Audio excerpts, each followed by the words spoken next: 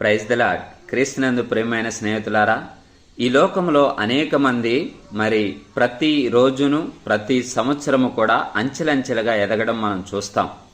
వారు దేవునిని ఎరుగని బిడ్డలు, వారి ఇష్టానుసారంగా జీవించేవారైతే మనకి వారిని చూసినప్పుడు అనిపించే ఆలోచన ఏంటంటే, వీరు దేవునినే ఎరగరు, దేవుని ఎప్పుడు పూజించరు, ఆయన మార్గంలో నడవరు, వారి ఇష్టానుసారంగా జీవిస్తారు, అయినా కూడా వారెందుకు అలా ఎదుగుతున్నారని వారిని చూసి వ్యసనపడుతున్నావా? అయితే ఈ మాటలు నీకోసమే.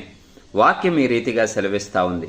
37వ కీర్తన 7వ వచనంలో ఈ మాటలు రాయబడి ఉన్నవి. యెహోవా ఎదుట మౌనముగా ఉండి ఆయన కొరకు కనిపెట్టుకొనుము. తన మార్గమున వర్ధిల్లువాని చూచి వ్యసనపడకుము. దురాలోచనలు నెరవేర్చుకొనువాని చూచి వ్యసనపడకుము.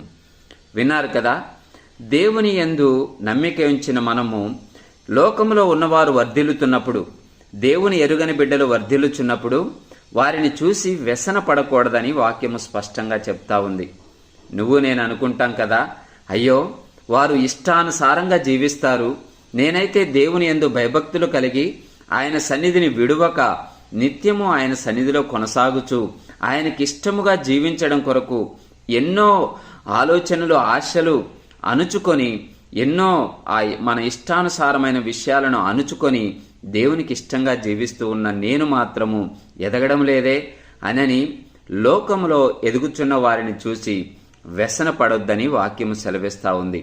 అయితే అలాంటి వారిని చూసినప్పుడు మనం ఏం చేయాలి అనేది కూడా బైబిల్ స్పష్టంగా తెలియచేస్తా ఉంది. ఏంటంటే, అలాంటి వారిని చూసినప్పుడు వారి మీద వ్యసన పడకుండా, వారి గురించి వ్యర్థముగా మనము ఆలోచించే సమయాన్ని వృధా చేసుకోనకుండా మనం ఏం చేయాలంటే, దేవుణ్ణి ఆనుకొని యెహోవా ఎదుట మౌనముగా ఉండి ఆయన కొరకు కనిపెట్టుకోవాలి.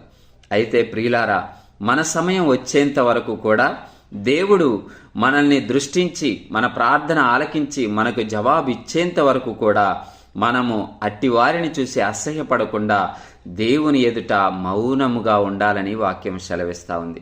కాబట్టి ప్రియమైన వారలారా, ఇతరులు ఎదుగుచున్నప్పుడు, ఇతరులు బలవంతులుగా మార్చబడుతున్నప్పుడు మనం ఎంత మాత్రము వారిని చూసి మనము వ్యసన పడకుండా మనము దేవుని ఎదుట దేవుని సన్నిధిలో మౌనముగా కనిపెట్టుకొని చూడాలి.